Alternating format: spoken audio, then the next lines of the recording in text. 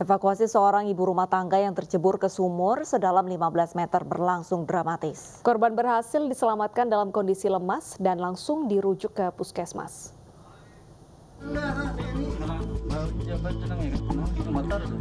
Tim Damkar Pemkab Jember mengevakuasi seorang ibu rumah tangga bernama Yusri, warga desa Kalisat, Jember, Jawa Timur, yang tercebur ke sumur sedalam 15 meter. Korban terjatuh usai menginjak keramik lantai yang tepat di bawahnya terdapat sumur. Dengan menggunakan tali dan alat penyelamatan lainnya, Yusri berhasil dievakuasi dari dalam sumur usai petugas secara perlahan-lahan menarik tubuhnya ke atas. Korban selamat meski dalam kondisi lemas. Dia kemudian dirujuk ke puskesmas desa setempat untuk mendapatkan perawatan medis. Dari pihak Damkar, Posko Kalisat segera mengangkat dan langsung dilarikan ke rumah sakit. Selamat kondisinya? Kondisinya selamat. Itu terpleset atau gimana? Mungkin bangunan itu mungkin tidak dicor. Ada pengamannya gitu? Tidak ada.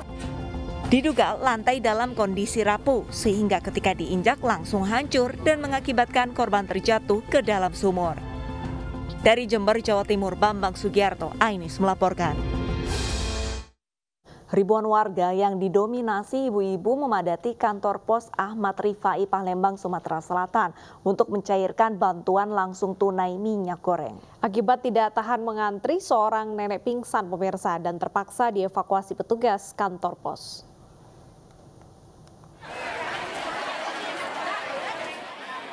Ribuan warga Kabupaten Ogan Ilir memadati kantor pos Arifai Palembang, Sumatera Selatan untuk mencairkan bantuan langsung tunai minyak goreng dari pemerintah sebesar Rp500.000. Akibat banyaknya antrean, seorang nenek jatuh pingsan. Petugas kantor pos pun membawa nenek itu ke tempat terbuka agar mendapatkan udara. Mengantisipasi membludaknya antrean, petugas membagi tempat antrean menjadi dua, yakni di halaman kantor pos dan di lapangan badminton kantor pos. Hari ini sekitar 2.500, Pak. Ya, tapi kita ada dua tempat, satu yang di sebelah sisi kiri, satu di sebelah kanan. Ya. Ada dua tenda. Ya. Sementara warga merasa senang mendapatkan BLT minyak goreng ini karena bisa membantu kebutuhan sehari-hari mereka. Senang atau seperti apa, Bu? Ya, terbantu. Terbantu.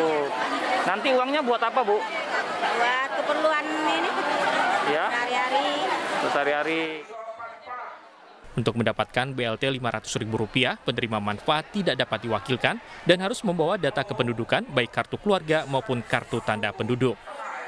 Dari Palembang, Sumatera Selatan, Muhammad Riza Fahlevi, iNews melaporkan. Pemirsa, Ketua Umum PDI Perjuangan Megawati Soekarno Putri kembali menyindir kaum ibu-ibu. Iya, Megawati mengaku heran ibu-ibu bisa belanja untuk Lebaran tapi di sisi lain ikut antre minyak goreng murah. Dari sisi keekonomian kita mengalami slowing down, penurunan. Tapi ketika tidak kocar-kacir, kita masih bisa hidup. Saya lihat di pasar-pasar sekarang akibat sudah dilepaskannya aturan PPKM, ibu-ibu berbondong-bondong beli baju baru dan lain sebagainya. Ada di lain sisi, itu yang saya sendiri bingung. Mereka antri minyak goreng. Ini kan harus di research. Why? Apakah benar kita jatuh ke alam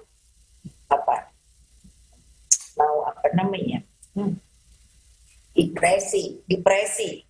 No. 3 kali ya. No. Tidak. Tentu dari sisi politik coba, belum apa-apa saja sudah demo. Saya tuh pikir anak sekarang itu ngerti enggak tonyo. Presiden Joko Widodo meminta kasus korupsi minyak goreng diusut tuntas. Kejaksaan Agung telah menetapkan 4 tersangka, pemirsa.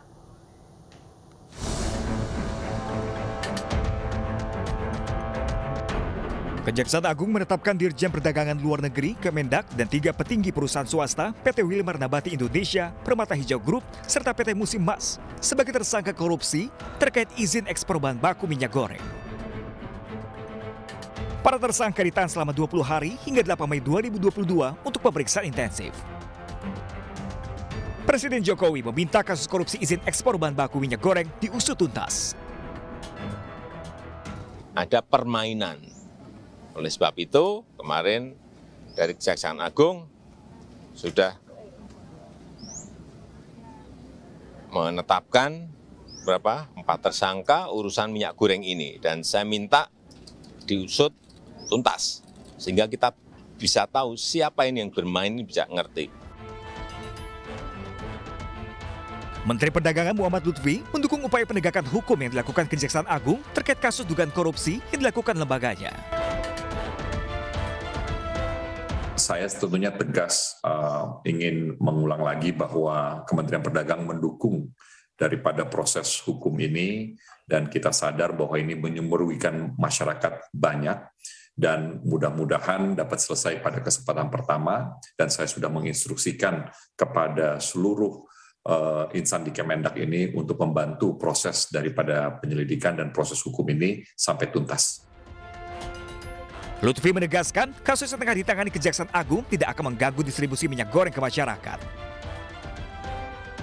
Lutfi mengaku di 216 pasar di 34 provinsi, ketersediaan bahan pokok termasuk minyak goreng menjelang Lebaran aman dan harga masih di batas wajar. Tim Liputan iNews melaporkan. Pemirsa, Menteri Perdagangan Muhammad Lutfi mengatakan harga kebutuhan pangan pada 20 April kemarin atau di H-12 Lebaran ini masih relatif stabil dan stoknya dinyatakan aman. Setiap harinya Kementerian Perdagangan akan memantau harga di lebih dari 200 pasar tradisional di 34 provinsi guna memastikan tidak ada lonjakan harga yang tidak wajar. April 2022 atau H-12 sebelum Idul Fitri dapat kami sampaikan rata-rata harga nasional bahan pokok masih stabil dan stoknya terjaga dengan aman. Beras medium stabil di 10.400 per kilogram dan beras premium di 12.400 per kilogram. Gula pasir stabil di 14.700 per kilogramnya. Daging sapi di 133.600 per kilogramnya, naik tipis 0,45% atau Rp600 dibandingkan dengan kemarin. Daging ayam berada di 37.200 per kilogramnya atau naik Rp200 dibandingkan dengan kemarin. Harga telur juga naik Rp200 menjadi Rp26.300 per kilogramnya. Kemudian bawang merah stabil di Rp34.000 per kilogramnya atau turun 0,87% dibandingkan dengan minggu lalu. Bawang putih stabil di kisaran Rp31.000 sampai Rp32.900 per kilogramnya tergantung dari jenisnya. Sementara harga cabai kembali turun sekitar 1,93% dibandingkan dengan kemarin di kisaran Rp41.100 sampai dengan Rp48.300 per kilogram. Kedelai stabil di Rp13.900 per kilogram, tepung terigu juga stabil di Rp11.300 per kilogram. Minyak goreng kemasan premium turun Rp100 ke Rp26.300 per liter, sementara kemasan sederhana stabil di Rp23.800 per liternya.